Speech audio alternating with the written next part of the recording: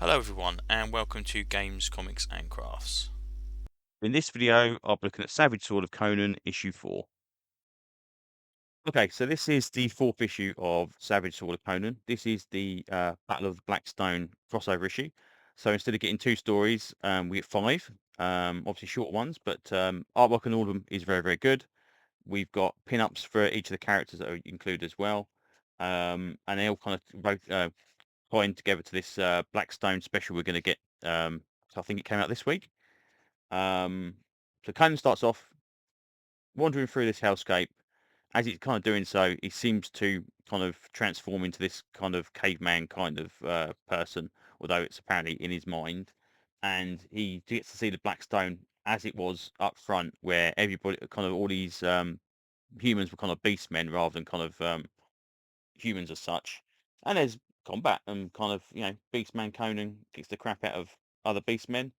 And then it kind of skips forward a little bit in time, where we kind of see looks like kind of the different stages of Conan as he's kind of going through here. Um, Goes to see some ladies.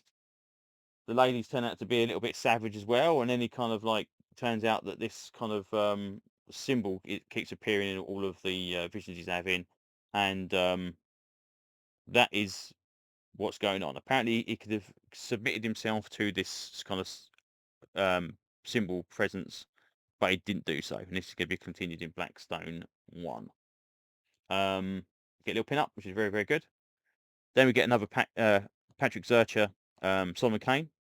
Again, artwork is fantastic in this one, and this is kind of a story properly set in Earth this time. We're not in Hyperborea, where he is kind of fighting, trying to escape some bad guys that are kind of shooting at his party. There's various kind of nations kind of joined together, and it turns out that the thing that they're looking for is something particularly bad. Someone's been killed on watch, and they're attacked by the bad guys. They kind of follow this thing, and you get to see this kind of black stone jutting out the ground, and it turns out one of their people has betrayed them. Um, and this is we now kind of definitely get into kind of mythos, Cthulhu mythosy kind of stuff, where we see this big old monster that's summoned by this black stone, because apparently he cut the guy's heart out that he killed, and used it to summon this monster. So Simon Kane's there to try and help out. Unfortunately, it doesn't go quite very well, and people die. The guy realizes that his summoning is not quite as strong as it should be, and he kind of attempts to cut his own heart out to kind of prolong the existence of this creature into the real world. And he's killed before he does so, so the thing dissipates and off waddles Solomon Kane, with all of his companions dead. Decent, like it. Like I say, could be a Cthulhu story. Very cool.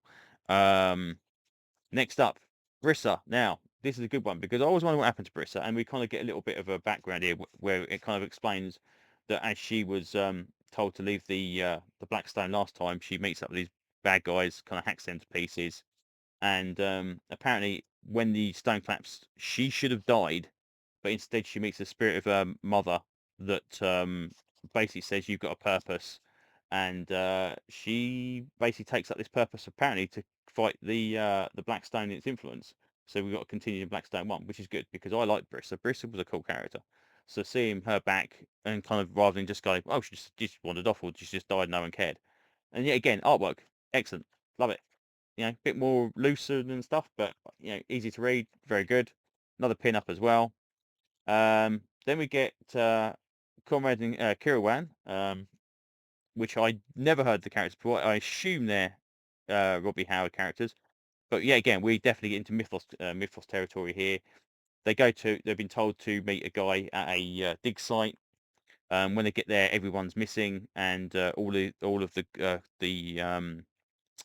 kind of food's still there, and the explosives and stuff are kind of still there as well. So they kind of figure out, well, everyone just seems to have wandered off the site.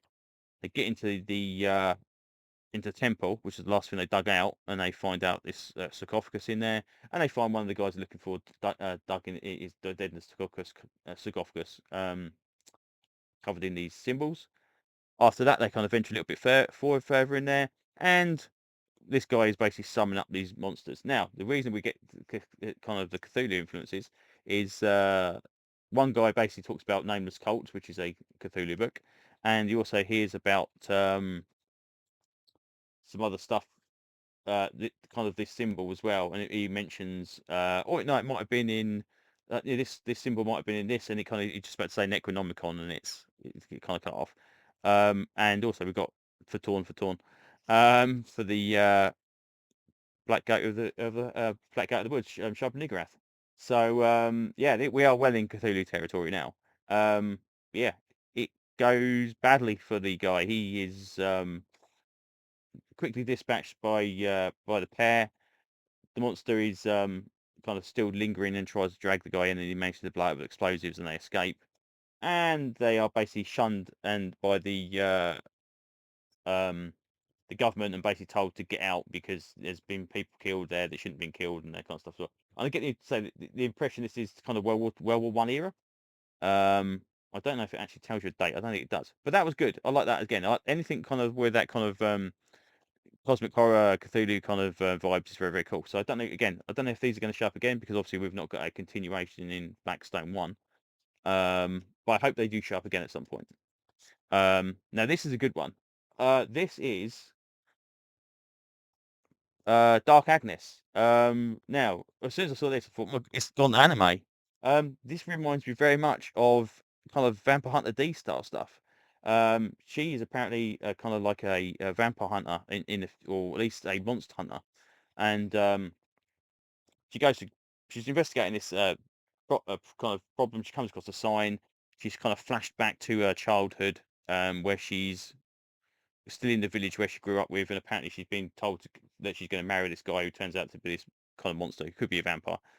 Um, and it turns out she doesn't want to be married to this guy, and she stabs him, and she escapes, and all the villagers go insane. She's kind of slashing the arms off here, there, and everywhere. And eventually she wakes up. She's in the river, and the person she was supposed to meet kind of says, well, what happened? And it's like, oh, I don't know, really. It's kind of went a bit strange. Um, but off they go. And apparently this guy lives in his house and is kind of like trying to influence her and stuff like that as well. This is the only one I think is not got anything directly linked to the Black Stone, so I'm not quite sure why that is. But I liked it. Again, different art style, but it works as black and white as most manga is nowadays anyway. So always has been. So yeah, good. Like that one. And then yeah, Dark Agnes, another pin up as well. Then we get this one, which is El Barak, which again is kind of seems to be kind of 1930s maybe. Um, this guy's escaping with a kid that he's rescued.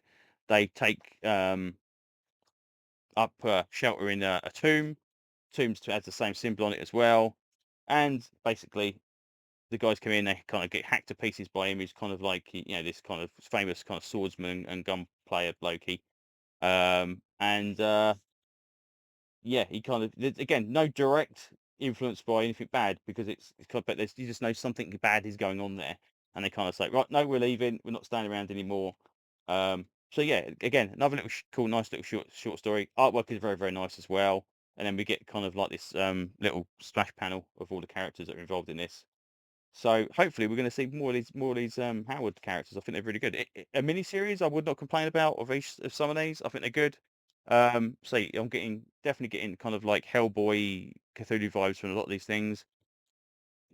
Battle of Blackstone is the special issue of the Conan main book, and then we've got a novel as well. So that's all kind of going to tie together. But yeah, I really did enjoy this one. This is a good issue of Savage Swords. So next up, we've got King Conan and the Young Conan story. So we're kind of back to where we were rather than a Solomon Kane and a Conan. But yeah, definitely well worth a look. If you're picking up the main book, but you weren't picking up this, definitely get this one for a little bit of information on the Blackstone stuff. If you're a fan of any of the Conan stuff, get it. It's great. This has been getting better and better. I think every issue has kind of improved on the last one through having artwork that actually suits black and white. It's been really, really nice. So there you go. Anyway, that's pretty much all I can say about this. So thanks very much for listening, and hopefully I will see you on another video very, very soon. Bye bye.